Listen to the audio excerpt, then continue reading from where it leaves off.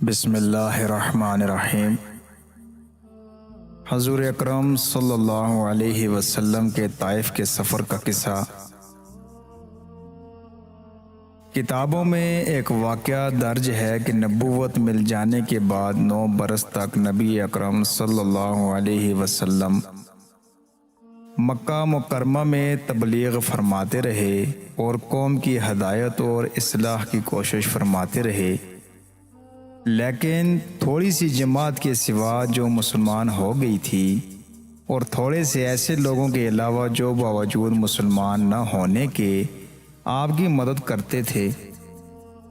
اکثر کفار مکہ آپ کو اور آپ کے صحابہ رضی اللہ تعالیٰ عنہم کو ہر طرح کی تکلیفیں پہنچاتے تھے،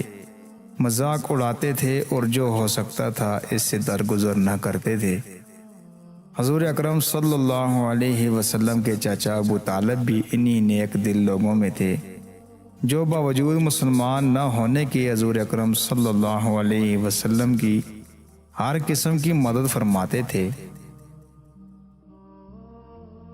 10ویں سال میں جب ابو طالب کا بھی انتقال ہو گیا تو کافروں کو اور بھی ہر طرح کھلے محار اسلام سے روکنے اور مسلمانوں کو تکلیف پہنچانے کا موقع ملا۔ حضور اقدس صلی اللہ علیہ وسلم اس خیال سے طائف تشریف لے گئے کہ وہاں قبیلہ ثقیف کی بڑی جماعت ہے، اگر وہ قبیلہ مسلمان ہو جائے تو مسلمانوں کو ان تکلیفوں سے نجات ملے اور دین کے پھیلنے کی بنیاد پڑ جائے۔ وہاں پہنچ کر قبیلہ کے 3 سرداروں سے جو بڑے درجے کے سمجھے جاتے تھے گفتگو فرمائی اور اللہ کے دین کی طرف بلایا اور اللہ کے رسول کی یعنی اپنی مدد کی طرف متوجہ کیا، مگر ان لوگوں نے بجائے اس کے کہ دین کی بات کو قبول کرتے یا کم سے کم عرب کی مشہور مہمان نوازی کے لحاظ سے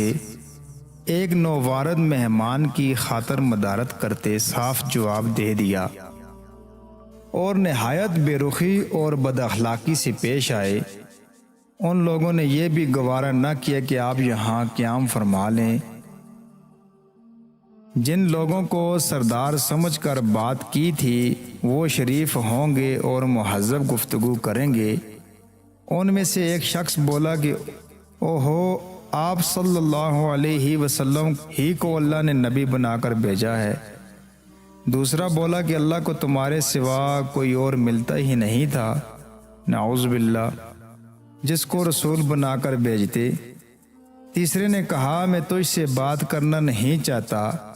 اس لیے کہ اگر تو واقعی نبی ہے جیسا کہ دعویٰ ہے تو تیری بات سے انکار کر دینا مصیبت سے خالی نہیں،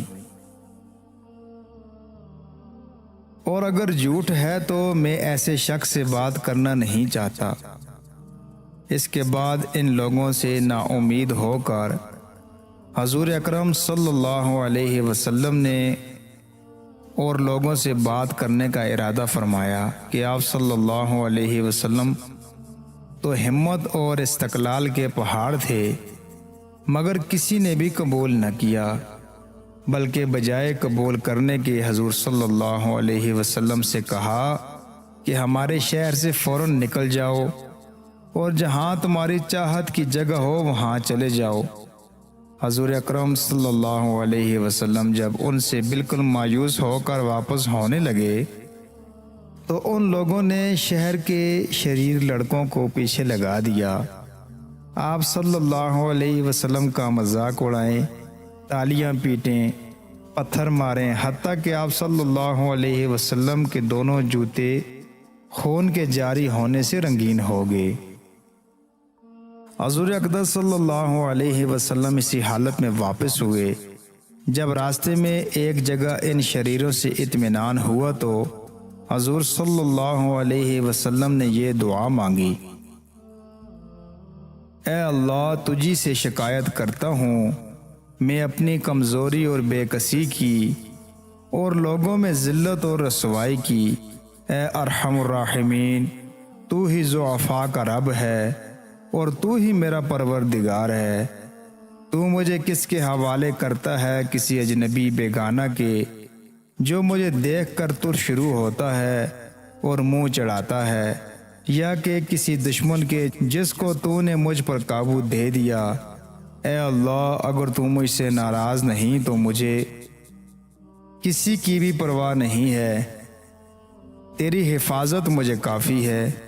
میں تیرے چہرے کے اس نور کے طفیل جس سے تمام اندھیریاں روشن ہوں اور جس سے دنیا اور آخرت کے سارے کام درست ہو جاتے ہیں، اس بات سے پناہ مانگتا ہوں کہ مجھ پر تیرا غصہ ہو یا تو مجھ سے ناراض ہو۔